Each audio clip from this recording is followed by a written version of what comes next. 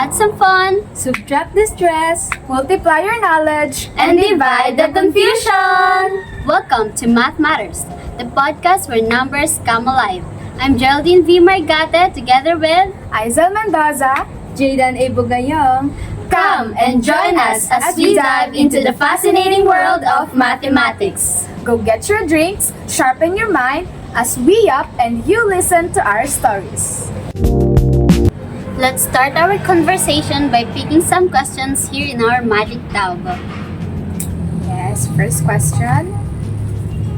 Why you chose to study mathematics? I think I have to answer that question first. So, I chose to study mathematics because of my former teacher. He is an engineer, by the way.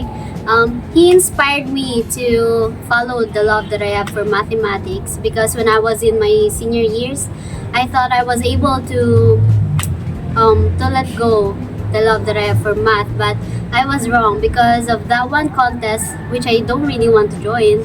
But my former teacher in Gen Mathematics lists my name on the participants, so I don't have any choice but to take that exam specific.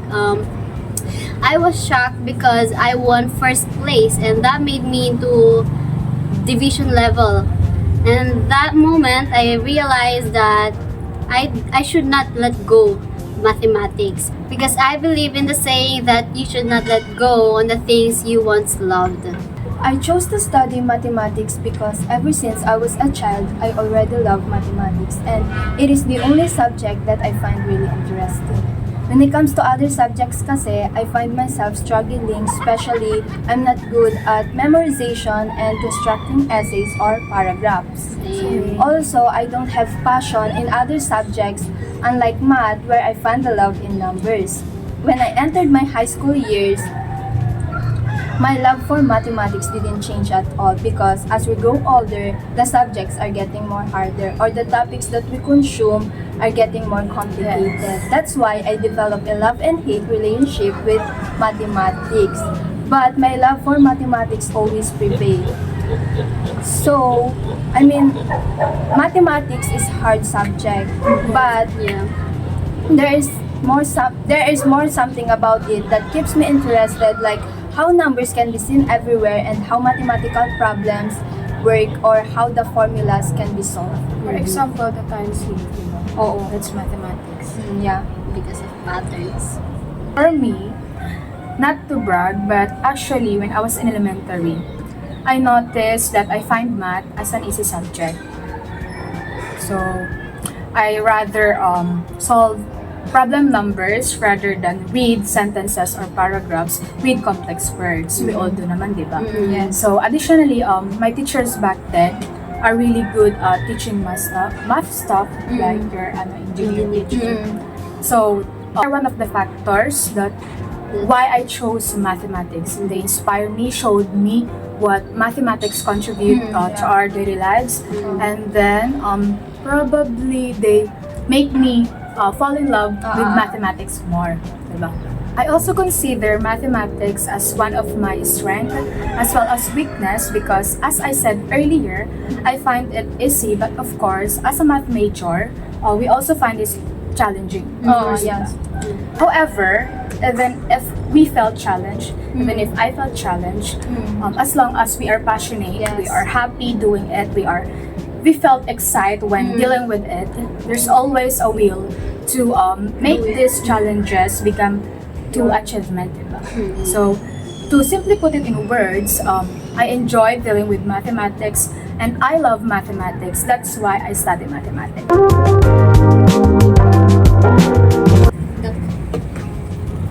So, the second question is, what are the challenges you face and how you overcame them? So, ako muna. So, for me, it was really time management. I found myself struggling to manage my time and study for longer hours. Before kasi, it only takes me 1 to 2 hours to study because the topics are more easier. But now, it takes a lot of effort to study or days to study because the topics are getting harder and complicated. So, I learned that we should put effort, like big effort, focus, and time, so we can achieve what we want. Also, I overcame it by being consistent and with better study habits that work for me. I apply that. So, yun lang. And for me naman, I found the main challenging part for me is that I do not have enough discipline for me to finish a certain task. That's why that is the main challenge for relatable ba kayong dalawa? Yes. So I overcame it by practicing some task like doing my assignment earlier so I can pass it on due. Hindi Yes. yung magra-rush ako kasi Cramming. we Filipinos we believe in manana habit. We always say mamaya na lang Yeah. yan kasi Kahit maaga pa naman. nauutusan bumili. Maglinis. Ako yan. Yeah, that's how I overcame my lacking of discipline. How about you, Aizel? As a person who has a fear of failure, there's a lot of doubts, what if, uncertain about myself. Before I enter college, I actually hindi sigurado kung anong patutunguhan ko. Especially when senior high school, I have my friends. But now in college, para magbabago na yun. For example, nakasama mo sila ng ilang taon from grade 7 to grade 12. So, at first, it is hard, but eventually, you'll get used to it. And I think, time lang talaga. Time lang talaga. Kung kailangan mo para Masanay. yeah, ma-solve mo yung mga problema mo. Drum roll. For our third question, common misconceptions about being a math major. So, ako muna. Okay, Jade, take over. In my experience, they always expect me to solve an operation like addition, multiplication, subtraction, division, orally, and give the answer as fast as I can. Yes. But that's not the way it works. It will take me siguro a minute to, hindi lang ako, kayo din pala, to solve the operation. Kasi naman, kung bibigyan naman nila ako ng mga mararaming numbers or sobrang laking numbers, hindi ko naman siya kayang sagutan orally. And Yes, we have a ibigay calculator. And ibigay yung sagot ng agad-agaran. Hindi naman ako calculator, tao ako. Hindi ako Alam niyo ba yung mga batang gumaganon-ganon? Yes. We're not like that, Yeah, guys. they are expecting us to be like that, to answer like as fast as them. But we don't like that. And also, they expect me to solve or to know all of the mathematical problem, especially now that I'm taking mathematics as my major. Kabubulol pati na. Kasi naman, sabi nila, di ba nga nagtitake na ako ng math as my major. They expect me to know all of the mathematical problems. But there are times that I tend to forget the problem, especially if the topic or that problems napag-aralan natin siya years ago or 2 years ago, kahit nga 1 month ago lang nakakalimutan ko. Paano pa kaya yung mga grade 9 na topic, hindi nakalimutan ko na yan. So yun lang. For me, basically, there are lots of misconceptions about math major. Yes, hindi nga math. For example, they are expecting more. Just like Jade said, that we have to be intelligent. Yes. And in my case, in my Well, case, we are intelligent, but not all. That time. yeah. Not all the time. In my case and in my experience, some of the teachers, we heard that some of the teachers were comparing their students. Like, the students in BEd and BSE Math. Yeah. Some people says that math major are more intelligent than BEd, but that is a cop. Because there are students in BEd that is more intelligent than us. Vice versa. Oh, vice versa. Yeah, vice versa. Depende. And then, one more thing, intelligent has many categories. Yeah. Some are good in math, in English. arts, like that. That's why we cannot define a student to be Diligent in such thing. yeah. Mm, Intelligent is as a subjective. yeah. Like, madaming ba? That's all, I think. Okay, next question. What excites you about mathematics? Ako na muna. Yes. Kita nga ulit. Kamali yung masagot ko. So, what excites me about mathematics is the thrill that it gives me when it comes to solving complex problems and uncovering hidden patterns. Wow. Wow! Kala mo naman talaga, anong pattern niya? Tinano. Another thing is that even though how complicated the mathematical problems are, there is always an answer about it. True. Also, even if you take different strategies or patterns, you will still come up to the same answer. Like for example, iba yung ginamit kong strategy, iba din yung strategy mo. Pero magka-come up pa din tayo sa parehas na Like sa sagot. ibang subject, may different answer. Oo, Yes. And in short, what I'm trying to say is the challenges that it gives me are the things that excites me about mathematics. Next. So, fun fact, there's a lot of things that excites me about mathematics, even though some people, not some people, but a bunch of people saying that mathematics is hard. Mm. So for me, I felt satisfied when I knew the answers or solve a certain problems. Like, I'm smart as Einstein, Newton, and other mathematicians. So kidding aside, I felt confident and successful once that moment come. I felt, that's what you said, thrilled when solving puzzle or sequences, and I felt joy when once I spot the hidden secret or hidden pattern in numbers, shapes, or equations. Thus, these excitements kept me fall in love with mathematics. In my perception, what excites me about mathematics is that when our professor gives us one problem, but we have to answer that in how many days? Or weeks. Yeah, that's how hard that one question is. That's why it excites me because I won't stop solving until I get the correct answer. Yes. Ganun kami sa math major. Hindi namin titigilan ng isang bagay hanggat hindi namin Sagot. Or nakukuha yung sagot. we might be different in formula but we have to come up with the same answer. Yun yung maganda sa math kasi we can create our own formula. As long as... Wala ka nag-violet na. Yeah. Basta wala kang ma-violate. It's alright. That's all. So, Next question. Ako na ulit ang bubunot.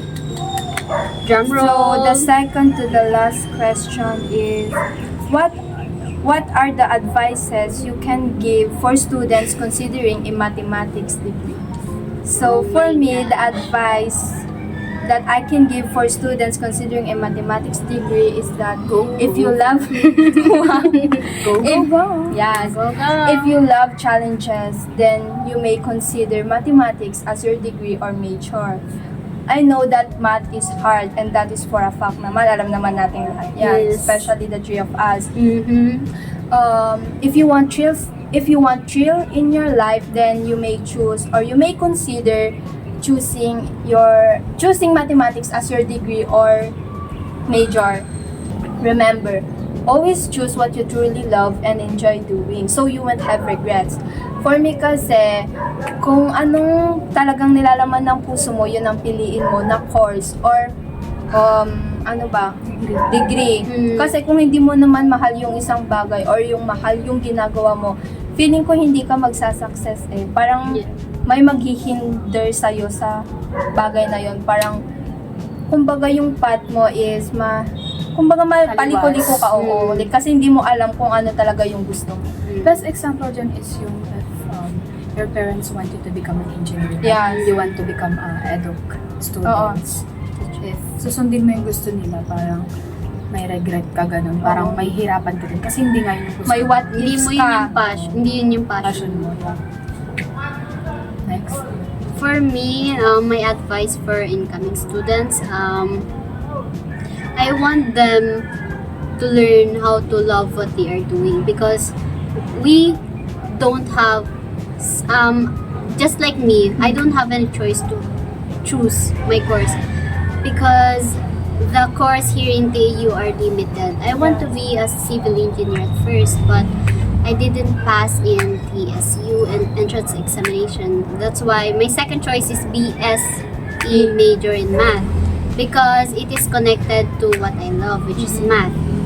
And what my advice to you all is that just love the things you are doing because if you really love something, you will learn. You will get used to it and you will learn how to sacrifice everything.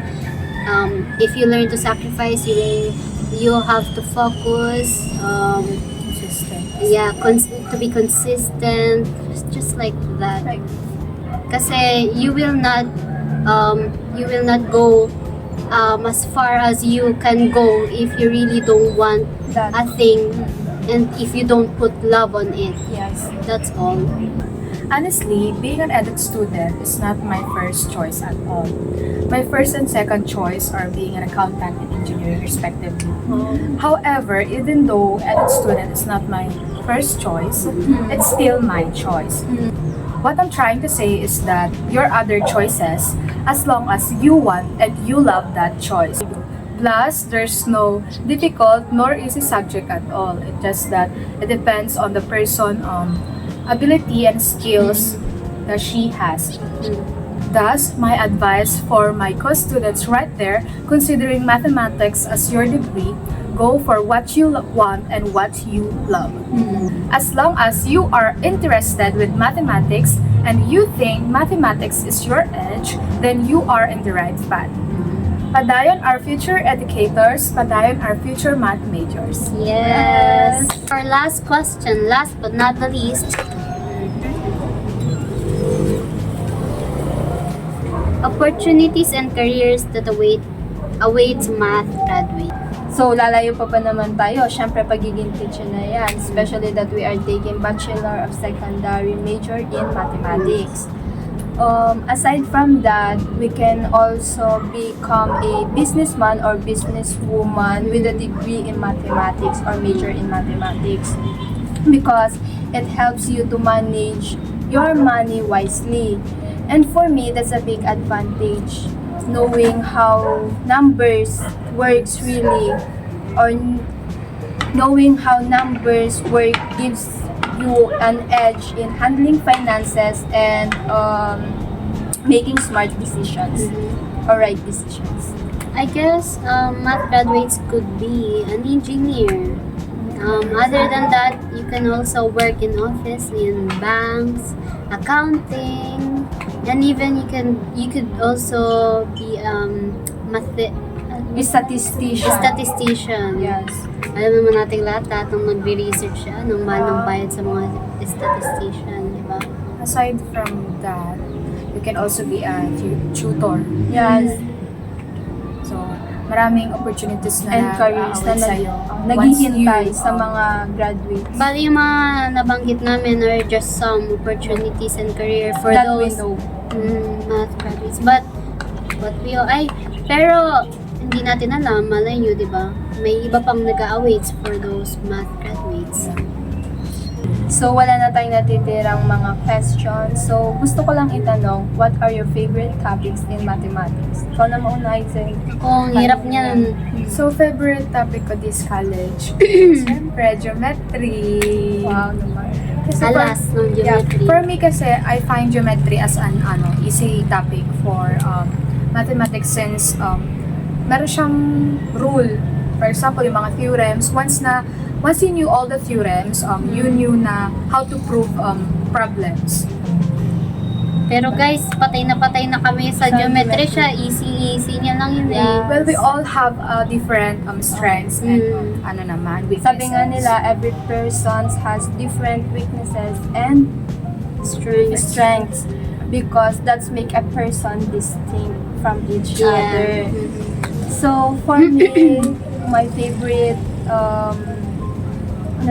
topic in mathematics, siguro, dun na lang ako sa mas madali at kaya ko talagang sagutan lahat. Siguro operation na lang, like addition. Pero hindi na lang naman din kasi ibig sabihin ako, for example, hindi ko naman sinabi ng operation, subtraction, addition lang yon. Kasi for example, pwede natin siyang ma-apply sa algebra, like 'di ba, adding some variables, gano'n, pwede natin siyang i-apply. So if kapag may knowledge and talagang alam na natin yung pasikot-sikot sa addition, subtraction, like 'di ba kasi may PEMDAS diyan, kapag namali yung inuna mong operation, mamamali yung sagot mo, 'di ba? So for me yun na lang yung pinaka-favorite kong topic. I mean, ayun talaga yung pinaka-favorite kong topic. Other misconception about that is about PEMDAS, guys. Kasi ang dami ko nakikita sa Facebook na may pinapasolve na equation 5 times 2 plus 3 minus Ang ginagawa ng iba, inuuna nila yung plus instead na multiplication. PEMDAS pala yun. sorry. You have to follow the PEMDAS rule in mathematics. PEMDAS or PEMDAS? PEMDAS, Okay. parentheses, equation, Okay, multiplication, okay. etc. Well, me, my favorite topic is algebra. Wow. Fall into topic of factoring. Oh, I hate Big- factoring. I love Same. factoring because of See, di ba? Lalo na kapag madaming ipa-factor, like hindi mo makikita agad. I like factoring because of our last final examination in yeah, Sir sige. Peteros. Sir Peteros final exam. Exam, Tapos nung nakuha ko doon, Wow. one of the highest yung score ko doon. Kaya that is my favorite. Cannot How about the hardest naman? for me is geometry. Unlike I Same. said, it's her Same. strength. Yeah, it's And my edge, here. guys. While me, it's my weakness. Because I find myself struggling proving a statement. Especially, nalilito ako kung paano gamitin yung sinasabi ni Sir William na bubble Bubble logic. logic. Like, hindi ko alam what's the next statement or what's the next reason na Yes. ika-come up ko para lang makuha ko yung last yung mga statements. yung last statement We have or to last juice out proof kasi ko. doon, Oo. di ba? Alam niyo ba guys, hindi na kami makalis sa given statement sa number 1 lang. Para sa akin, sobrang hirap din talaga ng geometry. Doon lang talaga ako nahihirapan. As in, yung completely, I mean, may naiintindihan ka, pero once you're answering on your own, you will not understand anything na. Kaya, ang ibang topic naman na pinakamahirap sa akin is yung cosine and sine law. Sa Which is, trigo. we are taking last week in our trigonometry. Oh, yes. How about you? I also Wala yata eh. I also hate trigonometry. Oh my god, my score there whenever Sir William having an exam is so low. Parang, Spaghetti parang pababa. hindi nag-i-slayable doon. Like, my scores are low talaga, Wow, guys. sabi- Parang Yes. feeling mo hindi ka na sumasukses eh. Parang Yeah, imbis I na hate sumakses ka, trigonometry. ay naku. Well, trigonometry is a bit easy, but the way Sir William will have an exam. Especially the problems you're His bearing. exams are very difficult. Different. And different from the examples given. Yeah. Mhm. Like when he gives examples, especially when we are he is discussing, it's easier. Yeah. But when it comes to our We can quiz, solve exam, by ourselves now. but when it comes to our quiz, hindi namin alam kung ano pa yung mga meaning na pinagsasasabi Totoo. dun sa mismong problem. Like ang hirap niya. Especially that hindi namin favorite ang English. Like, ang hirap. There are words that The words on, from, in. there are different words that have the different meaning in mathematics and English. Oh, In mathematics, is addition and is multiplication. Converting yeah. words into mathematical state. It's completely different, guys. Different, rather. For this moment, we ask one of our senior from BSE Math 3, which is Ate Ali. Watch her video as she shared his insight and experience about mathematics as a math major students. Let's watch this. Hi, I am Alazana G. Eugenio, student of Tarlac Agricultural University, a third-year college, currently taking Bachelor of Secondary Education major in Mathematics. And yes, you heard that right. I'm taking education and on top of that, major in Mathematics, and you may wonder why. And let me tell you, ever since I was a kid, I've found joy and excitement when dealing with mathematics. I see it as the most interesting subject and surprisingly easy because it does not require too much memorization, at least back then. And over time, my love for it has grown. It's no longer about solving problems or understanding its complexity. It's about the genuine happiness I feel when working with it. That's why I chose mathematics. While it may be hard for some, and even for me, most of the time as a mathematics major, I see and find comfort and sense of belonging in it. And also, I have this passion and purpose in me to help others, especially my future students, to see the true value of mathematics beyond the stereotype of it being the hardest subject. And also, let us be real, mathematics is very relevant to our daily lives. We may not always recognize it, but it shapes the world around us in ways we often overlook. And basically, that's the reason why I chose mathematics. And I hope you too. My advice to anyone considering a math degree is to go for it. It's normal to feel uncertain or to question your abilities at first. Many of us do. I did. But don't let doubt hold you back. Trust that within you lies the skill, determination, and power to thrive as a math major. Yes, math can be challenging, but all programs are. What matters the most is that you find something that pushes you and brings you joy. So when math excites you, even when it is tough, that means you're on the right track.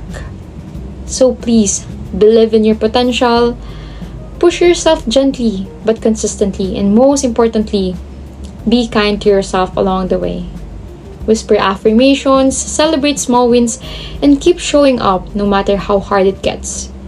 Growth comes not from perfection, but from persistence. So, you've got this, future educator, future math major. That's all. We hope you all enjoy, learn, and convinced to pursue mathematics as your degree. Thank you for listening to our math journey. Keep exploring and keep learning. May your love for mathematics continue to grow and inspire you to reach new achievements. Again, this is Math Matters, the podcast where numbers come alive. My name is Geraldine V. Margata together with Aizel Mendoza. Jaden A. Bugayong. Until next time, do not be afraid of math because numbers don't lie, but your lover's might. Oops! Don't overthink. Wait! Don't overthink. Bye!